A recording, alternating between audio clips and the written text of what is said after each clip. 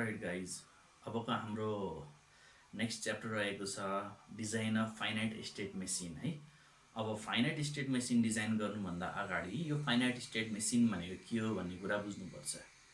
First of all finite state machine भनेको एउटा यस्तो डिजिटल सिङ्क्रोनस मेसिन हो जुन चाहिँ एउटा स्टेटबाट अर्को स्टेट हरेक क्लक पल्समा ट्रान्जिसन हुन सक्छ र the number of state that it makes transition is finite. यसको नम्बर अफ स्टेट के हुन्छ त फाइनाइट हुन्छ।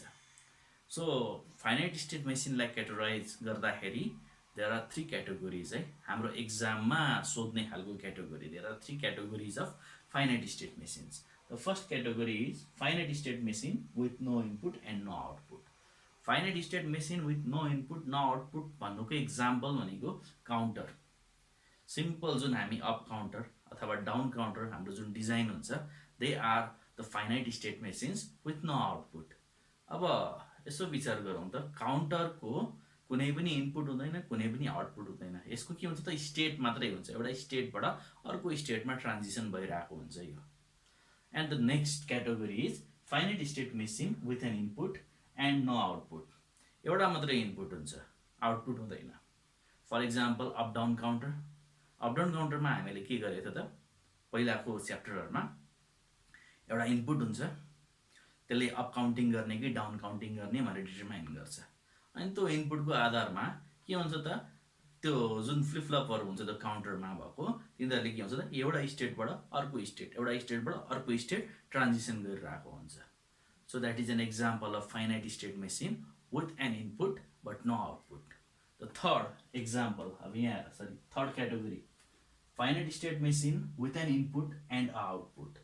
एउटा इनपुट हुन्छ अनि त्यसपछि के हुन्छ त एउटा आउटपुट हुन्छ। एक्जाममा सोध्ने one of the important question है, कतिपयको एक्जाममा त सोधिरहेको हुन्छ होइन। Okay, so the example is sequence recogniser or pattern detector or pattern recogniser र सिक्वेन्स डिटेक्टर, यो सबै यसको सिनोनिम हो। अब नेक्स्ट भनेको फाइनाइट स्टेट मेसिनको डिजाइन कसरी गर्ने त एक्जाममा क्वेसन सोध्छ। Design sequence detector, design a counter, design an up down counter त्यसरी सोधिरहेको हुन्छ। त्यसको लागि देयर आर प्रिडिफाइन्ड स्टेप। यो स्टेपलाई फलो गर्यो भने डिजाइन गर्न गाह्रो छैन। सो स्टेप नम्बर 1 भनेको के हो त draw the state diagram. Step number 2 generalise block diagram draw गर्नुपर्छ। जेनरलाइज ब्लक डायग्राम भनेको हाम्रो यो जुन स्टेट मेसिन छ पछि फाइनलाइज सर्किट हुँदाखेरि यो कस्तो हुन्छ भनेर एउटा जस्ट ब्लक रिप्रेजेन्टेसन हो। So step number 1 state diagram, कसरी स्टेट ट्रान्जिसन गर्छ त्यो रिप्रेजेन्ट गर्ने डायग्राम हो। त्यसपछि जेनरलाइज ब्लक डायग्राम। थर्ड भनेको transition table or excitation table draw गर्नुपर्छ। अब स्टेट मेसिनमा स्टेट त प्रिजर्भ गर्नु पर्यो, त्यसको लागि कुनै एउटा स्टोरेज युनिट चाहिन्छ, फ्लिपफ्लप चाहिन्छ। त्यो अब एक्जाममा सोध्छ क्वेसन अथवा हामीले डिजाइन गर्दाखेरि हामीले कुन फ्लिपफ्लप एप्रोप्रिएट हुन्छ त्यसलाई चुज गर्छौँ। त्यो फ्लिपफ्लपको लागि के गर्नु पर्यो त हामीले यो transition table or excitation table एउटै कुरा हो, त्यो डिजाइन गर्नु पर्यो, त्यो ड्र गर्नु पर्यो। Okay, 4 number draw state table for the finite state machine. अब पुरा जुन फाइनाइट स्टेट मेसिन छ त्यसको हामीले स्टेट टेबल ड्र गर्ने।